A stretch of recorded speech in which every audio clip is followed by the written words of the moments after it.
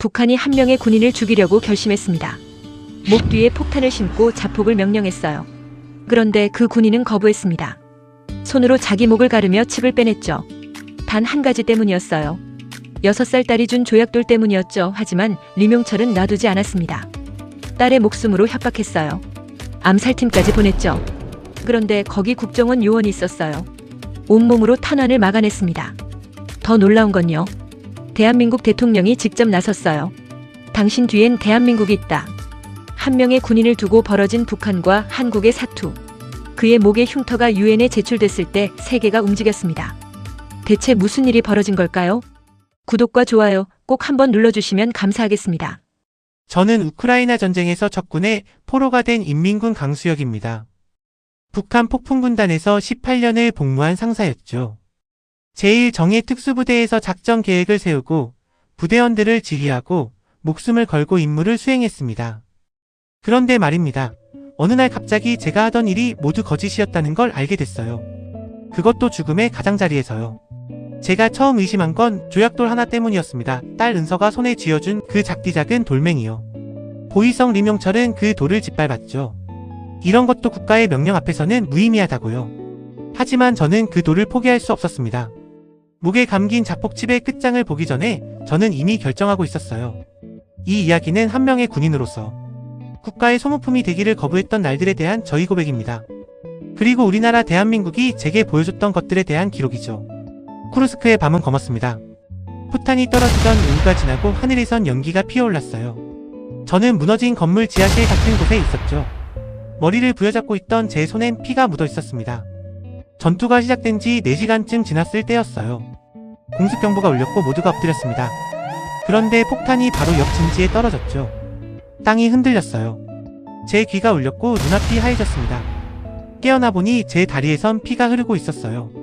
무전기를 집어들었습니다. 폭풍군단 사령부 상사 강수혁입니다. 작전구역에서 부상당했습니다. 응답이 있었죠. 하지만 그 목소리는 사령부가 아니었습니다. 강수혁. 그 음성을 저는 알았습니다. 국가보위성 대외정보국 동유럽 총책 리명철입니다. 저는 몸이 굳었어요. 예, 대외정보국장님. 임무를 계속할 수 없는 상황이지. 예, 현재 전투 능력을 상실했습니다. 리명철의 음성이 낮아졌어요. 마치 내게 귓속말을 하는 것처럼요. 그렇다면 임무를 완수하는 수밖에 없지 않은가. 저는 그 말의 뜻을 알았습니다. 18년을 복무하며 얼마나 많은 명령을 받았는지, 얼마나 많은 동료들이 임무 완수라는 명목으로 사라졌는지 알았습니다. 알겠습니다. 목 뒤를 확인해보게. 저는 손을 목으로 옮겼어요. 목 뒤 어깨뼈와 척추뼈 사이의 그 자리예요. 언제 심겨졌는지도 정확히 기억하지 않는 그것. 자폭칩이었습니다. 작동했단 말인가. 손끝으로 피부 아래에 무언가 진동하는 느낌을 받았어요. 약한 열감도 있었습니다. 그건 마치 제 목 안에 누군가가 시계를 숨겨놓은 듯한 느낌이었죠. 이제 진동이 느껴지겠지. 네, 느껴집니다. 15분 뒤에 활성화된다. 공화국을 위해 최후의 임무를 수행하게. 15분. 제가 더 이상 인간이 아니라 폭탄이 되는데 걸리는 시간이었어요. 무전기를 내려놨습니다. 손이 떨렸습니다. 제 뜨거운 손이 떨렸어요. 그 순간이었습니다. 제 머릿속에 떠오른 게요. 은서. 딸 이름이 먼저 떠올랐어요. 그리고 그 얼굴이 아니라 그날의 광경이 떠올랐죠. 작전을 떠나던 아침이었습니다. 6살 은서가 제 손을 잡았어요. 아빠 가지마. 아빠가 일을 해야 한단 말이야. 그럼 언제 와? 한 달이면 올 거야. 은서가 울먹였습니다. 약속해. 약속한다. 그러면서 은서가 주머니에서 뭔가를 꺼냈어요. 조약돌이었습니다. 매끄러운 강처럼 반들반들해진 그 돌. 이걸 가져가. 그럼 아빠가 꼭 와. 저는 그 돌을 주머니에 넣었어요. 6살 아이의 손가락으로 주운 돌. 그것만이 은서가 저한테 준 유일한 것이었습니다. 15분. 그 안에 제가 할 수 있는 게 뭐가 있을까요? 도망칠 수도 없었어요. 국경은 멀었고 칩은 활성화되고 있었으니까요. 하지만 저는 그 돌을 다시 보고 싶었습니다. 아니, 그건 아니었어요. 저는 그 약속을 지키고 싶었어요. 아빠 꼭 와야 해. 제 손이 움직였습니다. 더 이상 이성의 명령이 아니었어요. 생존 본능이었어요. 근처에 떨어진 포탄 파편들이 있었습니다. 날카로운 쇠조각들이요. 저는 그것들을 집어들었어요. 목 뒤 제 손가락으로 칩의 위치를 찾았습니다. 피부를 헤쳤어요. 살을 가르는 느낌이 왔죠. 고통이었습니다. 하지만 그건 무섭지 않았어요. 제가 지금 느껴야 할 고통이 아니었거든요. 피가 흘렀습니다. 제 목에서요. 흙과 피의 냄새가 났어요. 손가락이 무언가를 건드렸습니다. 딱딱한 것. 칩이었어요. 제가 파편으로 더 깊이 밀어냈습니다. 피가 더 흘렀죠. 아빠 꼭 와야 해. 은서의 목소리가 자꾸 들렸어요. 그 말이 제 손을 움직이게 했습니다. 그리고 그 순간 칩이 빠져나왔어요. 제 손에 떨어졌죠. 어둠 속에서 그것은 더 이상 진동하지 않았습니다. 제 목 안에 시계가 멈춘 거예요. 저는 무너져 앉았습니다. 목에서 피가 흐르고 있었어요. 하지만 저는 죽지 않았습니다. 살아있었어요. 그리고 그때였습니다. 무전기가 다시 울렸어요. 강수혁, 신호가 끊겼다. 뭐 하는 짓인가? 림용철의 목소리였습니다. 분노에 찬 목소리였어요. 저는 대답하지 않았습니다. 대신 제 주머니를 더듬었어요. 은서의 조약돌이 거기 있었습니다. 따뜻했어요. 그리고 저는 처음 깨달았습니다. 저는 국가의 소모품이 아니었어요. 은서의 아버지였습니다. 무전기가 계속 울렸습니다. 강수혁. 대답하지 않으면 배신자로 처리한다. 림용철의 음성이 점점 격해졌어요. 저는 무전기를 꺼버렸습니다. 손가락으로 전원 버튼을 눌렀죠. 그 순간 제 안의 마지막 끈 하나가 끊어진 것 같았어요. 18년 동안 제 귀에만 들어오던 명령의 목소리가 이제 사라졌습니다. 하지만 림용철은 날 찾을 거예요. 국가보위성은 절대 변절자를 놔두지 않으니까요. 목이 아팠습니다. 손을 가져다 대보니 피가 식어가고 있었어요. 온기를 잃은 피요. 제 손가락이 차갑게 느껴졌죠. 가만히 앉아있을 수만은 없었습니다. 전선은 이미 혼란스러워하고 있었거든요. 공습으로 북한군 부대원들이 흩어져 있었고 가까이에서는 우크라이나군의 사격음이 들렸어요. 이 혼란 속에서 움직여야 했습니다. 저는 몸을 일으켰어요. 다리가 떨렸습니다. 부상에서 비롯된 떨림이 아니라 공포에서 비롯된 떨림이었죠. 지하실을 빠져나갔습니다. 폐허를 헤치며 걸었어요. 야간이라 어두웠지만 그게 다행이었습니다. 누가 저를 보지 않았으니까요. 2시간을 걸었나요? 아니면 3시간이었나요? 시간 감각이 없었어요. 목의 통증도 점점 둔해졌습니다. 새벽이 밝아올 무렵 제 앞에 텐트들이 보였어요. 국제구호단체의 임시 거점이었습니다. 빨간 십자가 마크가 보였죠. 저는 멈춰섰습니다. 지금 저건 뭐하는 곳인가? 텐트 안에서 의료진들이 움직이고 있었어요. 부상자들을 치료하고 있었죠. 우크라이나 민간인들과 군인들이 섞여 있었습니다. 제가 저기 들어간다면 어떻게 될까요? 북한군이라는 게 들통나면 저도 끌려갈 거고요. 국제구호단체라고 해도 정치적인 압박 아래 저를 넘길 수도 있었어요. 하지만 이대로 있으면 림용철의 사냥꾼들이 저를 찾을 거였습니다. 제 목이 다시 아팠어요. 손을 갖다 대보니 피가 다시 흐르고 있었습니다. 감염될 가능성이 높았어요. 죽을 고비는 벌써 넘었다. 이제는 살 길을 택해야 한다. 저는 텐트 입구로 걸어갔습니다. 한 여성이 밖으로 나오고 있었어요. 30대쯤 되어 보였죠. 하얀 가운을 입은 의료진이었습니다. 우리 눈이 마주쳤어요. 어디가 다쳤어요? 영어였습니다. 저는 영어를 할 수 있었어요. 군인이었으니까요. 목이 다쳤습니다. 목을 손가락으로 가리켰죠. 여의사는 제 얼굴을 자세히 봤어요. 제 군복도 봤고 제 신발도 봤습니다. 무언가를 판단하는 눈빛이었죠. 당신 병사예요. 네, 솔직하게 대답했습니다. 더 이상 거짓말을 하고 싶지 않았어요. 여의사가 한 발 물러섰습니다. 저는 잡아야 할까 했어요. 아니면 도망쳐야 할까? 하지만 여의사는 입을 열었습니다. 우리는 어디 편인지 묻지 않습니다. 우리는 의료진입니다. 다친 사람을 돕는 게 우리 일입니다. 그 말에 제 눈이 떨어졌어요.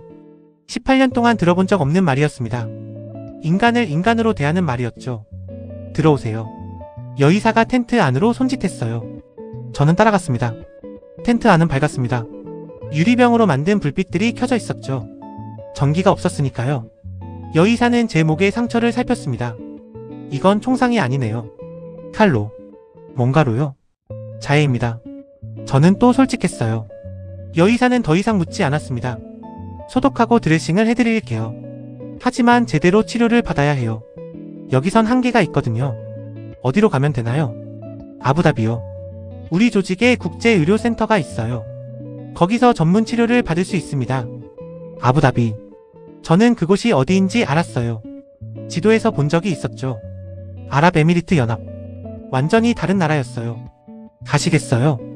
네. 더 생각할 필요가 없었습니다. 여의사는 제 목 상처를 치료했어요. 부드러운 손길이었습니다. 18년 동안 저는 의료진의 손을 느껴본 적이 거의 없었어요. 총을 맞으면 그냥 버려졌었거든요. 치료가 끝났을 때 저는 눈물이 맺혀 있었습니다. 여의사가 물었어요. 이름이 뭐예요? 강수혁입니다. 강수혁. 좋은 이름이네요. 저는 마리아예요. 당신은 이제 우리의 환자입니다. 그걸로 충분해요. 당신은 이제 우리의 환자입니다. 그 말이 제 마음을 맹했어요. 군인도 아니고 변절자도 아니고 환자였어요. 누군가에게 돌봄을 받는 한 명의 인간이었죠. 사흘을 그 텐트에서 보냈습니다. 목에 상처가 감염되지 않도록 매일 소독했어요. 마리아가 온열팩을 날라주기도 했죠. 사흘째 밤이었습니다.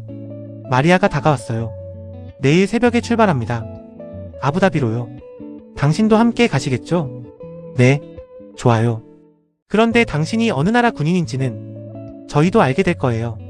하지만 상관없습니다. 우리는 모든 환자를 돕습니다. 그것만 기억해주세요. 저는 고개를 끄덕였어요. 그날 밤 저는 을서의 조약돌을 주머니에서 꺼냈습니다. 폐허에서 지고 있던 그 돌이었죠. 그것은 여전히 따뜻했어요. 새벽 비행기였습니다. 국제구호단체의 수송기였죠. 저는 그 비행기를 탔어요. 창밖으로 우크라이나의 땅이 멀어져 갔습니다. 제가 18년을 있던 땅이 아니라 이 전쟁터가 아니라 새로운 곳으로 향하는 거였어요. 마리아가 제 옆에 앉았습니다. 당신은 누구를 위해 싸운 거예요? 국가를 위해서였어요. 그런데 이제? 저는 대답했습니다. 이제는 제 딸을 위해 살고 싶습니다. 마리아가 웃었어요. 슬픈 웃음이었죠. 그건 모든 사람이 원하는 거예요. 그걸 하지 못하는 나라들이 문제인 거고요. 비행기가 하늘 위로 올랐습니다. 제 아래로는 어둠이 펼쳐져 있었어요. 하지만 저는 이제 어둠을 두렵지 않았습니다. 왜냐하면 저는 살았거든요. 아부다비의 햇빛은 뜨거웠습니다. 제가 창밖을 통해 본 처음 풍경이었어요. 노란 모래사막이 펼쳐져 있었죠. 하늘이 하얀으로 타올라 있었습니다. 제가 알던 세상과 완전히 달랐어요. 국제의료센터는 현대식 건물이었습니다. 에어컨이 나오는 복도를 걸으며 저는 계속 어색함을 느꼈어요. 18년을 진흙과 추위 속에서 지낸 사람에게 이 깨끗함은 현실 같지 않았죠. 마리아가 저를 한 병실로 안내했어요. 침대와 샤워시설이 있는 방이었습니다. 여기서 휴식을 취하세요. 몸을 회복시켜야 합니다. 그렇게 말하고 마리아는 나갔어요. 저는 혼자 남겨졌습니다. 침대에 누웠을 때 비로소 제가 살아있다는 게 실감났어요. 목의 상처도 더 이상 심하지 않았습니다. 마리아가 제대로 치료한 덕분이었죠. 하지만 마음이 불안했어요. 여기가 정말 안전한가? 림용철은 절대 날 놔두지 않을 거였습니다. 국가보위성의 추적 능력은 뛰어났거든요. 저는 여기서도 감시당하고 있을지 모른다는 생각이 들었습니다. 사흘째 날이었어요. 병실 문이 열렸습니다. 마리아가 아닌 다른 사람이 들어왔죠. 40대쯤 되어 보이는 남자였어요. 정장을 입고 있었습니다. 강수혁 씨요. 한국말이었습니다. 제가 깜짝 놀랐어요. 18년 만에 들은 모국어였습니다. 귀가 하얗게 울렸어요. 네? 저는 대한민국 대사관에서 나왔습니다. 이름은 강수호라고 합니다.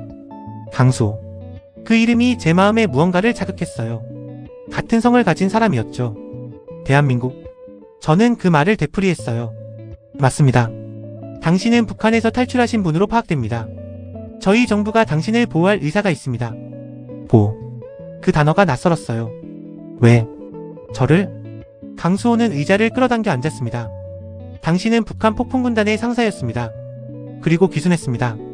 당신의 정보는 매우 중요합니다. 하지만 그것만이 아닙니다. 뭐가 더 있습니까? 당신은 한국인입니다. 우리는 한 명의 동포도 포기하지 않습니다. 그것이 대한민국입니다. 그 말에 제 목이 메어올랐어요. 대한민국이라는 게 뭡니까? 강수호가 한번 웃었습니다. 슬픈 웃음이었어요. 당신이 지금부터 배울 나라입니다. 그런데 먼저 우리는 당신의 신변을 보호해야 합니다. 북한이 당신을 찾고 있습니다. 제 몸이 경직되었어요. 림용철이? 국가보위성이 이미 추적을 시작했습니다. 당신이 아부다비에 있다는 정보를 얻었을 겁니다. 안전한 곳으로 옮겨야 합니다. 여기가 안전하지 않습니까? 지금으로서는 그렇습니다. 하지만 시간이 갈수록 위험해집니다. 우리는 당신을 다른 곳으로 옮길 계획입니다. 강수호가 한 장의 사진을 꺼냈어요. 그것은 한국의 풍경이었죠. 높은 빌딩들이 줄지어 있고 밝은 야경이 떠올라 있었습니다. 서울입니다. 대한민국의 수도예요. 당신이 곧 가게 될 곳입니다. 저는 그 사진을 봤어요. 제가 본 북한의 평양과는 완전히 달랐습니다. 훨씬 밝았고 자유로워 보였어요. 거기가 정말 안전합니까? 네. 거기는 대한민국입니다. 우리가 지키는 땅입니다. 강수호가 다시 말했어요. 당신이 결정해야 할 게 있습니다. 우리와 함께 갈 거냐 아니면 이대로 남아있을 거냐. 당신의 선택입니다. 강압하지 않습니다. 저는 생각했어요. 림용철은 이미 나를 찾고 있었습니다. 아부다비는 이제 안전하지 않았어요. 그리고 서울이라는 곳, 대한민국이라는 나라, 그곳에 있다면 은서와 다시 만날 수 있을까요? 은서는, 내 딸은? 강수호가 한숨을 쉬었어요. 지금 은서 양은 북한에 있는 것으로 파악됩니다. 하지만 당신이 대한민국에 오신다면 우리는 당신의 딸을 데려올 방법을 찾을 겁니다. 그건 제 약속입니다. 제 눈이 떨어졌어요. 언제 출발합니까? 내일 밤입니다. 준비하세요. 강수호는 일어섰어요. 그리고 강수 역시 한 가지 더 알려드리고 싶습니다. 뭡니까? 대한민국은 당신을 버리지 않습니다. 당신이 폭탄이 될 필요가 없는 나라입니다. 그 말이 제 마음 깊숙이 박혔어요. 그날 밤 저는 처음으로 진정한 잠을 잤습니다. 18년 만에요. 꿈을 꿨어요. 은서가 내 앞에서 웃고 있었습니다. 아빠 왔어? 응, 아빠가 왔다. 꿈에서라도 만난 딸의 얼굴이 너무 선명했어요. 다음날 저는 아부다비를 떠났습니다. 강수호가 안내한 곳은 공항이었어요. 하지만 일반 공항이 아니었습니다. 사설 항공사 구역이었죠. 제가 탈 비행기는 작은 제트기였어요. 이건 대한민국 대사관 전용입니다. 안전합니다. 강수호가 말했어요. 저는 비행기에 탔습니다. 기내는 조용했어요. 승무원도 몇 명 없었죠. 창문을 통해 아부다비의 야경이 멀어져 갔습니다. 그리고 그 순간 저는 깨달았어요. 저는 이제 돌아갈 수 없는 길을 가고 있다는 걸. 림용철의 눈 아래 있던 시간은 끝났다는 걸. 하지만 새로운 길이 시작되고 있었어요. 대한민국이라는 길이요. 비행기가 이륙했습니다. 하늘 위로 올라갔어요. 저는 주머니에 있는 조약도를 만졌습니다. 은서, 내가 가야 할 곳은 너가 기다리고 있는 곳이어야 하는데. 아부다비의 안전가옥은 조용했습니다. 높은 담장으로 둘러싸인 저택이었죠. 창문에는 블라인드가 내려져 있었어요. 외부와 완전히 단절된 공간이었습니다. 강수호가 저를 안내했어요. 여기서 며칠간 머물게 됩니다. 한국 정부가 당신을 위해 준비한 공간입니다. 방은 깔끔했어요. 침대, 샤워실, 텔레비전까지 있었죠. 제가 본 가장 편한 침소였습니다. 밖으로는 나가지 마십시오. 아무리 안전해 보여도요. 강수호의 목소리가 진지했어요. 림용철이? 네. 이미 당신의 위치를 파악했을 겁니다. 국가보위성의 정보망은 생각보다 광범위합니다. 저는 창문으로 밖을 봤어요. 마당이 보였습니다. 야자수들이 있었고 잔디가 깔려 있었죠. 평화로워 보였어요. 하지만 그 평화는 환상이었습니다. 3일째 저녁이었어요. 강수호가 저를 찾아왔습니다. 얼굴이 굳어 있었죠. 뭔가 있습니까? 네. 림용철이 메시지를 보냈습니다. 뭐라고? 강수호가 한 장의 종이를 줬어요. 거기엔 영어와 한글이 섞여 있었습니다. 강수혁, 당신의 선택이 잘못됐다. 은서를 해칠 수 있다. 제 심장이 멈춘 것 같았어요. 은서를 해친다고? 위협입니다. 북한의 전형적인 협박 전술입니다. 강수호가 말했어요. 하지만 실제로 가능성이 있습니다. 은서 양은 현재 평양의 수용소에 있는 것으로 파악되고 있습니다. 제 손이 떨렸어요. 그럼 뭐합니까? 제가 돌아가면 은서를 데려올 수 있습니까? 강수호가 제 어깨를 잡았습니다. 그렇게 하면 안 됩니다. 당신이 돌아가면 당신도 죽고 은서도 더 큰 위험에 처합니다. 우리는 다른 방법을 찾을 겁니다. 다른 방법이 뭡니까? 그건 시간이 필요합니다. 저는 침대에 앉았어요. 은서의 얼굴이 자꾸 떠올랐습니다. 6살의 나약한 딸. 폐쇄된 수용소 안에 있을 그 아이. 강수호 씨, 제발. 은서를 살려주세요. 제가 뭘 해도 좋으니까요. 당신이 살아있는 것 자체가 은서를 살리는 겁니다. 당신이 죽으면 은서도 죽습니다. 그걸 기억하세요. 강수호는 방을 나갔어요. 그 밤이었습니다. 밤 11시쯤이었나요? 갑자기 총소리가 들렸어요. 팍팍. 창밖에서 비명과 함께 총성이 울렸습니다. 제 몸이 경직되었어요. 림용철이다. 더 이상 의심의 여지가 없었습니다. 암살팀이 온 거예요. 침입자들의 외침이 들렸습니다. 영어였죠. 하지만 분명 북한의 사주를 받은 용병들이었어요. 강수혁을 내놔. 제가 할 수 있는 게 뭐가 있을까요? 총도 없었고 무술도 녹슬어 있었습니다. 18년을 군인으로 살았지만 지금 저는 무방비한 한 명의 남자일 뿐이었어요. 방 밖으로 나갔어요. 복도에서 강수호가 권총을 들고 있었습니다. 돌아가세요. 방으로. 그가 외쳤어요. 뭐 하십니까?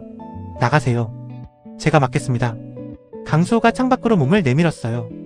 그 순간 총알이 그의 팔을 스쳤습니다. 피가 흘렀어요. 강수호. 저는 손을 뻗었습니다. 하지만 강수호는 뒤로 물러나지 않았어요. 저리 있으세요. 그가 반복해서 외쳤습니다. 더 많은 총소리가 들렸어요. 탁탁탁. 창문이 깨졌습니다. 유리 파편이 날아왔어요. 강수호가 제 방향으로 쏘아댔습니다. 정확했어요. 하나 둘 셋. 암살팀의 침입자들이 멈춰섰습니다. 철수하자. 누군가가 외쳤어요. 침입자들이 후퇴했습니다. 빠르게 어둠 속으로 사라져갔죠. 그 순간 강수호가 쓰러졌어요. 강수호. 저는 달려갔습니다. 강수호의 팔에서 피가 흐르고 있었어요. 어깨도 상했나 봤습니다. 하지만 그는 계속 권총을 들고 있었어요. 괜찮습니까? 네. 다행히 깊지 않네요. 강수호가 숨을 고르며 말했어요. 침입자들이 달아났습니다. 하지만 또 올 겁니다. 우리는 출발합니다. 지금 바로. 30분 뒤 우리는 안전가옥을 떠났어요. 강수호는 팔에 응급 드레싱을 감고 있었습니다. 움직임이 부자연스러웠죠. 괜찮습니까? 네. 당신보다는 낫습니다. 강수호가 웃었어요. 아파하면서도 웃고 있었어요. 차는 아부다비의 야간 도로를 달렸습니다. 불빛들이 날아가갔어요. 여기서 어디로? 비행장입니다. 비행기가 준비되어 있습니다. 한국으로? 네. 한국으로. 강수호가 저를 봤어요. 당신은 이제 정말로 대한민국의 국민입니다. 림용철도 침범할 수 없는 우리 땅으로 가시는 겁니다. 제 눈이 떨어졌어요. 국민. 그 단어를 전에 써본 적이 있을까요? 국가를 위해서는 죽어야 하는 소모품이었는데 이제는 국민이라니요. 은서는 우리가 찾겠습니다. 강수호의 목소리가 단호했어요. 약속합니다. 비행장에 도착했을 때 새벽 하늘이 밝아오고 있었습니다. 제트기가 준비되어 있었어요. 이번엔 더 큰 기체였습니다. 강수호가 말했어요. 이 비행기를 타면 당신은 대한민국 영공에 진입합니다. 그 순간부터 당신을 누군가 건드릴 수 없습니다. 정말입니까? 네, 정말입니다. 저는 비행기를 탔어요. 창밖으로 아부다비가 멀어져 갔습니다. 더 이상 돌아갈 수 없는 곳이었죠. 하지만 저는 두렵지 않았어요. 왜냐하면 누군가가 저를 지키고 있었으니까요. 강수호처럼요. 대한민국 영공에 진입했을 때 저는 비로소 숨을 쉴 수 있었습니다. 기내 방송이 울렸어요. 이제 대한민국 영공에 진입했습니다. 그 말 하나가 제 전신을 휘감았어요. 림용철이 더 이상 날 건드릴 수 없다는 뜻이었거든요. 제 몸이 대한민국이라는 나라의 품 안에 있다는 뜻이었죠. 강수호가 옆에 앉았습니다. 팔의 드레싱이 더 이상 피를 흘리지 않았어요. 어때요? 이게 현실입니까? 네, 현실입니다. 강수호가 창문을 가리켰어요. 아래로 한반도가 보였습니다. 하지만 어둠 때문에 자세히는 보이지 않았죠. 저게 대한민국입니다. 네, 저는 창밖을 계속 봤어요. 제가 태어난 땅과는 다른 그렇지만 같은 반도의 나라. 16번의 관광 위성 촬영이 전부였던 그곳. 비행기가 내려오고 있었어요. 인천공항에 접근하고 있었죠. 그 순간 강수호의 휴대폰이 울렸어요. 영상통화 신청이었습니다. 강수호가 받았습니다. 예, 알겠습니다. 그리고 저를 봤어요. 강수혁 씨, 누군가 당신과 통화하고 싶어 합니다. 누구요? 화면을 보세요. 강수호가 휴대폰을 저에게 향했습니다. 화면에 사람이 나타났어요. 60대쯤 되어 보이는 남자였죠. 정장을 입고 있었고 그의 뒤로는 대한민국의 국기가 보였습니다. 그가 입을 열었어요. 강수혁 상사. 제 가슴이 철렁했어요. 네, 예? 저는 대한민국의 대통령입니다. 세상이 멎은 것 같았어요. 당신이 겪은 모든 고통을 저는 알고 있습니다. 당신이 폭탄이 되는 것을 거부했다는 것도, 그로 인해 당신의 딸이 위험에 처했다는 것도 모두 알고 있습니다. 대통령이 계속했어요. 하지만 저는 당신에게 분명히 말씀드리고 싶습니다. 당신은 이제 혼자가 아닙니다. 당신 뒤에는 5천만 국민이 있고 대한민국 국가가 있습니다. 제 눈이 흐려졌어요.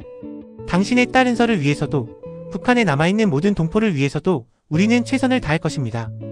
당신을 단 한 명도 포기하지 않는다는 것, 그것이 대한민국의 약속입니다. 대통령이 다시 말했어요. 당신은 당신의 국가와 딸, 그리고 백성을 위해 싸웠습니다. 이제는 우리가 당신을 지킬 차례입니다. 제 손이 떨렸어요. 감사합니다. 감사합니다. 더 이상 말이 안 나왔어요. 눈물이 흘렀습니다. 환영합니다. 대한민국에 오신 것을 진심으로 환영합니다. 대통령이 마지막으로 말했어요. 화면이 꺼졌습니다. 강수호가 제 어깨를 잡았어요. 좋아요. 네, 감사합니다. 저는 계속 울고 있었습니다. 18년 동안 울 수 없었던 눈물이 흘렀어요. 자존심 때문에, 군인이기 때문에, 북한 때문에 억눌렀던 눈물이었죠. 비행기가 활주로에 가까워졌습니다. 창밖으로 인천공항의 불빛이 보였어요. 하얀 불빛들이 활주로를 표시하고 있었습니다. 저게 한국입니다. 강수호가 말했어요. 여기가 제 나라입니까? 네, 이제 당신의 나라입니다. 비행기가 활주로에 닿았어요. 씩씩. 바퀴가 지면을 굴렸습니다. 그리고 완전히 멈춰섰을 때 저는 깨달았어요. 저는 이제 대한민국에 있다는 걸. 림용철이 닿을 수 없는 곳에 있다는 걸. 제 딸을 다시 찾을 수 있는 곳에 있다는 걸. 강수호가 일어섰어요. 내려가시죠. 제가 일어났습니다. 비행기 문이 열렸어요. 인천공항에 밤 공기가 들어왔습니다. 강수호가 먼저 내렸습니다. 그리고 저도 내렸어요. 활주로 위에서 느끼는 한국의 공기는 다르게 느껴졌어요. 차갑지 않았습니다. 따뜻했어요. 마치 누군가 저를 환영하는 것처럼요. 주머니를 만졌습니다. 은서의 조약돌이 여전히 거기 있었어요. 여기 왔다. 딸아. 아빠가 왔다. 제 입에서 나오는 말이 낯설었어요. 18년을 말하지 않던 감정 표현이었거든요. 강수호가 옆에 섰습니다. 이제 당신은 안전합니다. 정말 안전합니다. 감사합니다.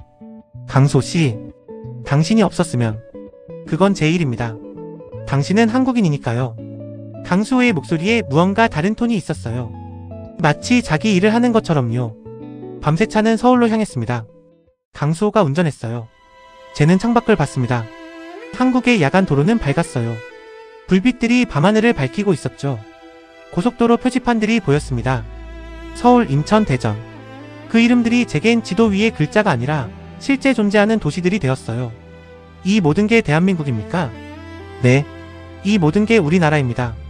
강수호가 대답했어요. 그리고 여기가 당신의 나라입니다. 새벽 무렵 우리는 서울에 도착했어요. 한강 위에 다리를 건넜습니다. 강수호가 말했어요. 이게 한강입니다. 서울을 흐르는 강이에요. 저는 창밖에 한강을 봤어요. 밤에는 어둡고 조용했지만 뭔가 살아있는 느낌이 있었습니다. 차는 한 아파트 단지로 들어섰어요. 높은 빌딩들이 줄지어 있었습니다. 현대식 건물들이었죠. 여기가 임시 거처입니다. 여기서 당신은 안전합니다. 강수호가 말했어요. 제가 내렸습니다. 아파트 건물을 올려다봤어요. 하늘까지 닿을 것 같은 높이였습니다. 18년 동안 보지 못했던 높이였죠. 이제 쉬세요. 내일부터 여러 일들이 있을 것입니다. 강수호가 말했어요. 네, 감사합니다. 제가 대답했습니다. 그날 밤 저는 대한민국의 침대에 누웠어요. 천장을 바라봤습니다. 내일이 오면 저는 무엇을 해야 할까요? 은서를 찾는 방법은? 림용철에 대한 증거는? 수많은 질문들이 떠올랐어요. 하지만 한 가지는 확실했습니다. 저는 더 이상 혼자가 아니라는 것. 대한민국이 제 뒤에 있다는 것. 그 확신만으로도 충분했어요. 주머니에서 조약돌을 꺼냈습니다. 은서, 아빠가 와있다. 꼭 있어라. 아빠가 반드시 데려갈 거야. 제 손 위의 조약돌은 여전히 따뜻했어요. 아침이 밝았어요. 창밖으로 서울의 새벽이 보였습니다. 하늘이 점점 밝아오고 있었죠. 빌딩들이 하나둘 윤곽을 드러냈어요. 제가 본 가장 아름다운 아침이었습니다. 강수호가 문을 두드렸어요. 깼어요. 네, 어제는 잘 잤습니다. 제가 대답했습니다. 좋아요. 아침을 먹고 나서 몇 가지를 얘기해야 할 게 있어요. 강수호가 말했어요. 아침 식탁에서 강수호가 설명했습니다. 당신의 신원 절차가 거의 끝났어요.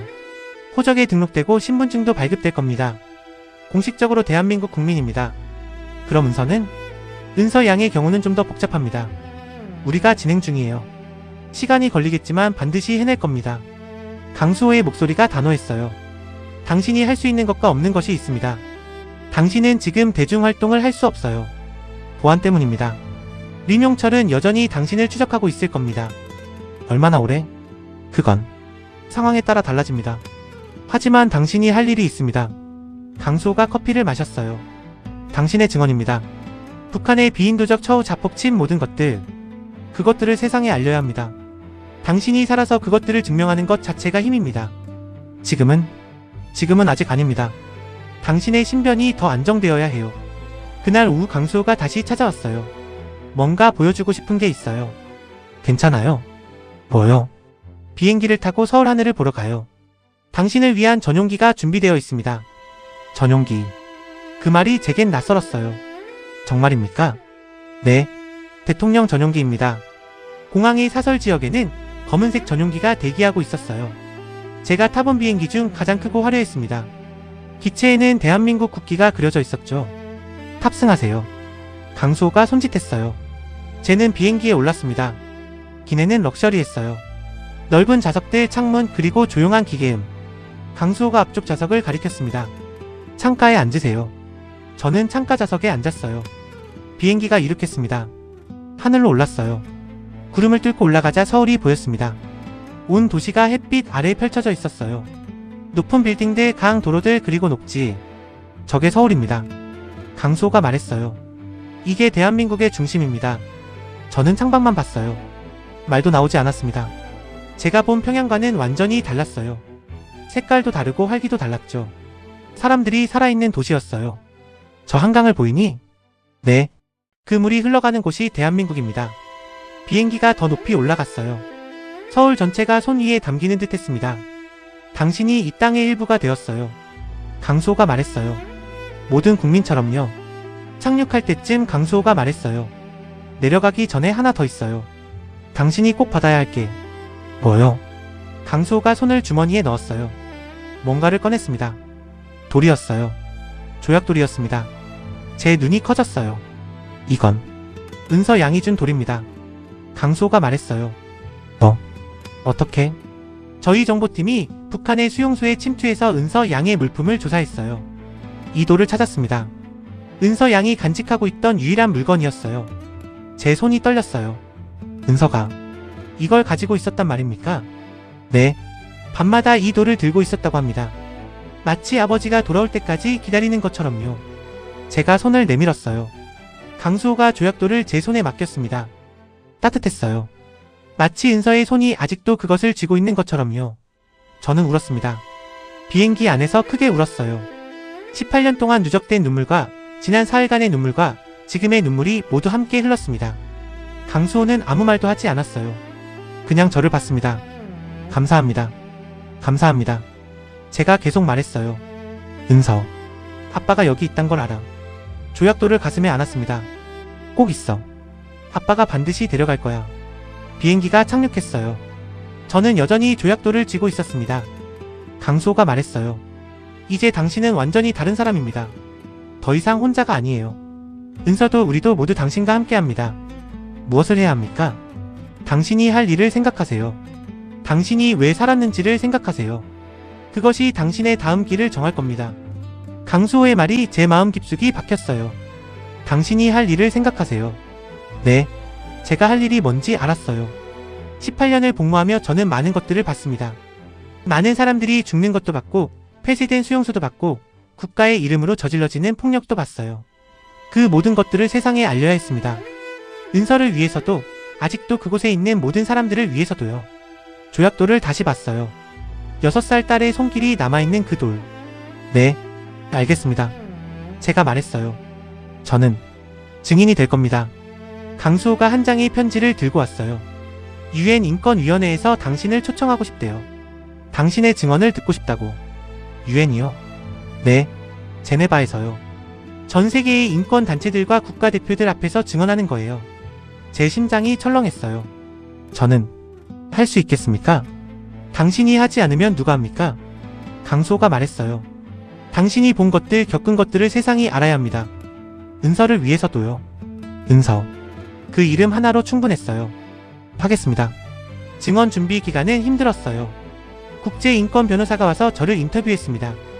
2시간짜리 인터뷰가 5번 반복됐죠. 당신이 본 자폭 칩 설치 과정을 상세히 설명해 주시겠어요? 몇 명이 같은 방식으로 장치를 받았습니까? 수용소에서 어떤 고문이 이루어졌습니까? 모든 질문이 고통을 소환했어요. 하지만 저는 대답했습니다. 기억나는 모든 것들을 세세하게요. 출발 사흘 전 강수호가 말했어요. 당신의 목을 보여주셔야 합니다. 흉터를요? 네. 저는 이미 알고 있었어요. 목의 흉터는 증거였습니다. 국가가 저를 얼마나 소모품처럼 다뤘는지를 보여주는 증거였죠. 거울 앞에서 목을 들어올렸어요. 자폭 칩을 빼낼 때 남은 상처가 있었습니다. 세로로 길게 자국이 남아있었죠. 살이 다시 아물었지만 자국은 영구적이었어요. 이것도 보여줄 겁니까? 네.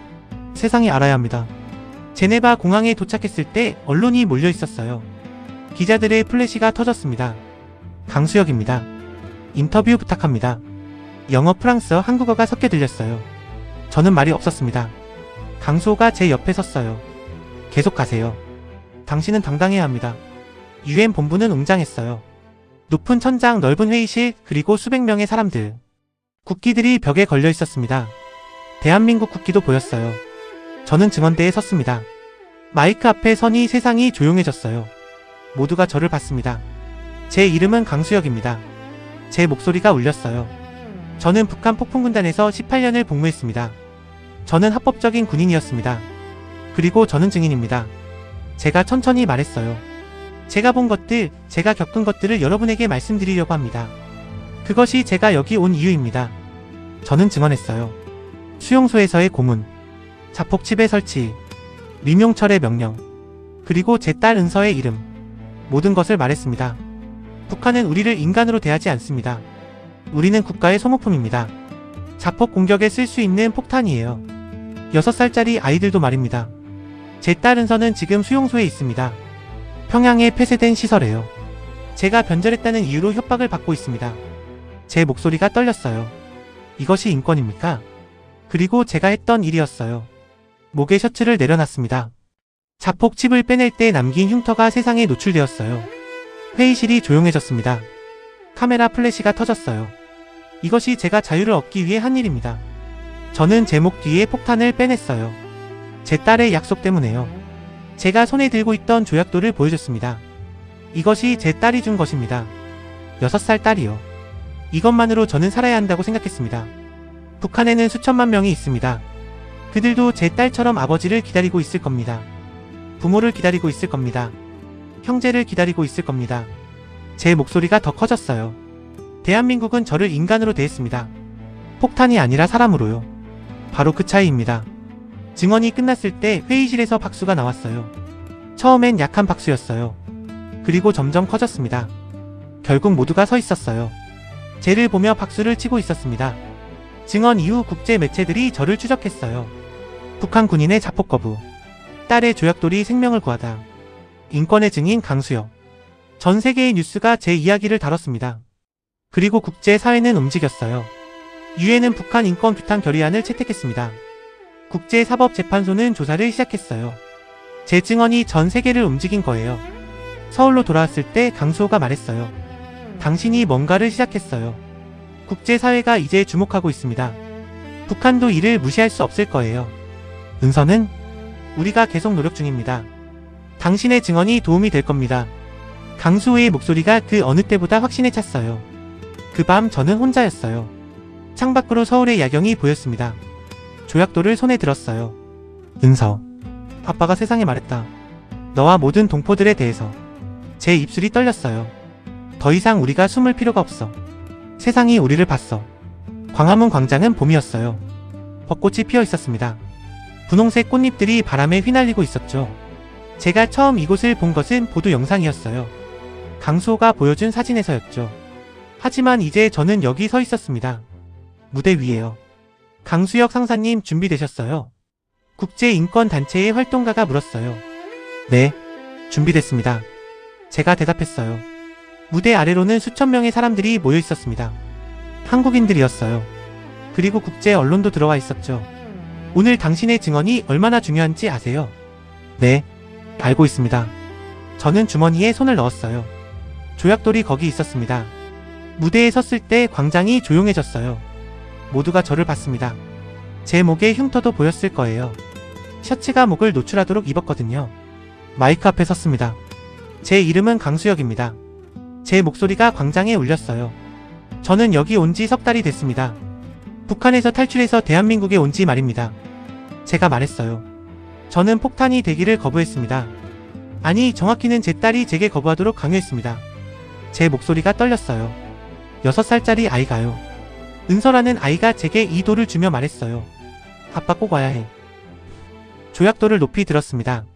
광장의 사람들이 그것을 봤어요. 이 돌이 제 목숨을 구했습니다.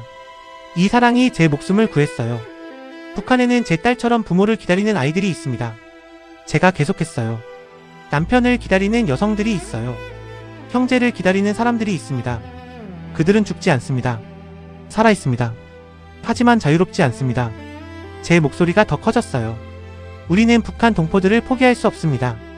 절대 포기할 수 없어요. 광장의 사람들이 움직였어요. 손팻말들이 올라왔습니다. 북한 인권 개선을 촉구합니다. 은서를 살려내자. 동포의 자유를 위해. 쟤를 지지하는 손팻말들이었어요. 제가 대한민국에서 경험한 것들을 말씀드리겠습니다. 제가 말했어요. 저는 여기서 인간으로 대접받았습니다. 폭탄이 아니라 사람으로요. 대한민국의 대통령은 저에게 말했습니다. 당신 뒤에 5천만 국민이 있다고요. 그 말이 제 목숨을 살린 거예요. 그 약속이 쟤를 일으킨 거였습니다. 그렇기 때문에 저는 지금 여기 서 있습니다. 증거로서요.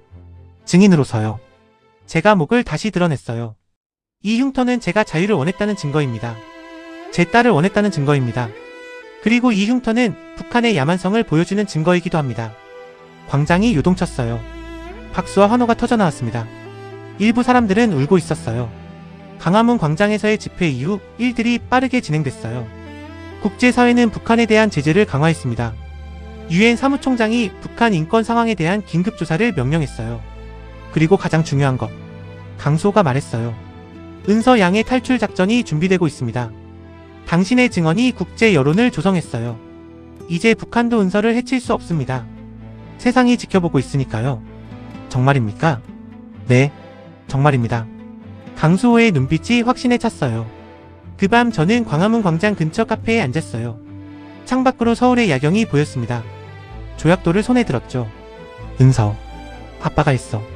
세상에 말했어. 넌 더 이상 버려진 아이가 아니야. 세상이 너를 본 거야. 광화문의 불빛 아래 저는 다짐했어요.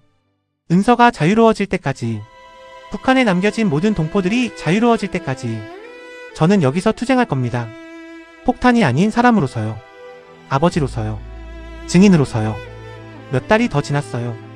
국제사회의 압박 속에 북한도 결국 움직일 수밖에 없었습니다. 은서와 다른 수십 명의 탈북민들이 국경을 넘었어요. 그 소식을 들었을 때 저는 처음으로 미소를 지었습니다. 해냈다. 강수호가 제게 말했어요. 당신이 해냈습니다. 당신과 은서가요. 인천공항에서 저는 그 아이를 만났어요.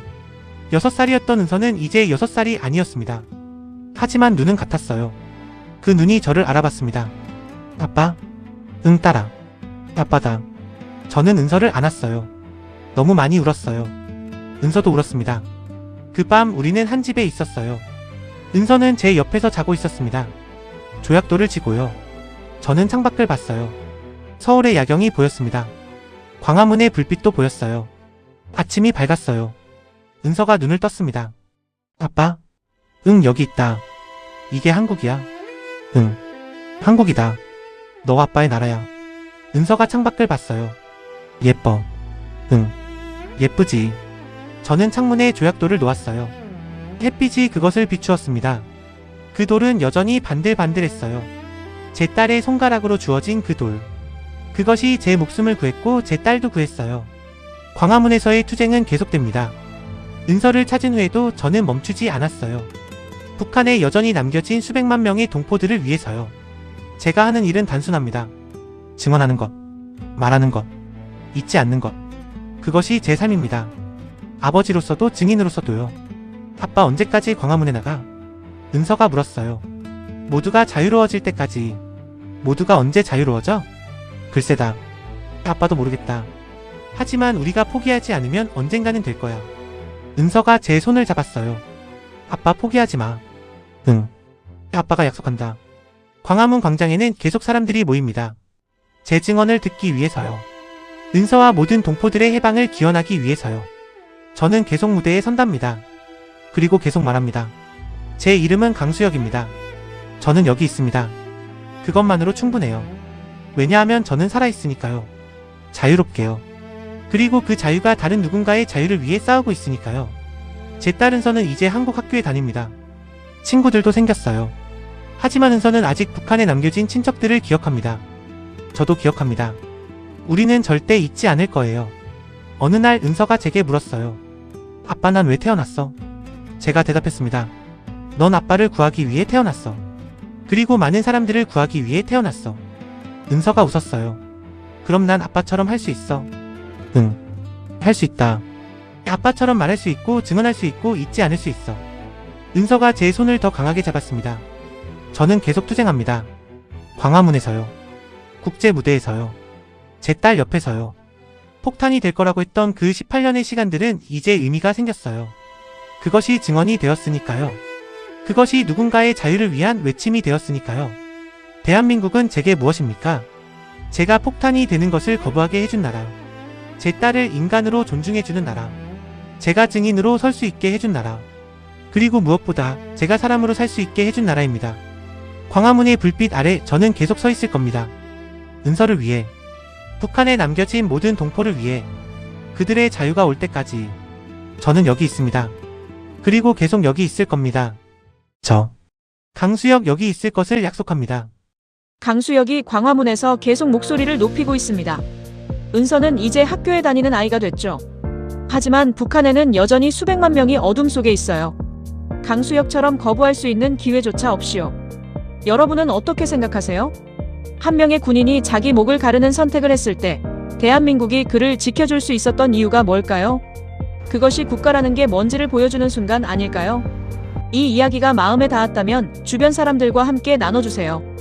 강수혁과 은서의 이야기가 더 많은 사람들에게 전해질수록 동포들에 대한 국제적 관심도 커질 거예요. 구독과 좋아요는 영상 제작에 아주 큰 힘이 됩니다. 댓글로 당신의 생각을 남겨주세요. 우리 시청자분들 모두의 가정에 자유와 평화가 함께하기를 바라겠습니다. 감사합니다.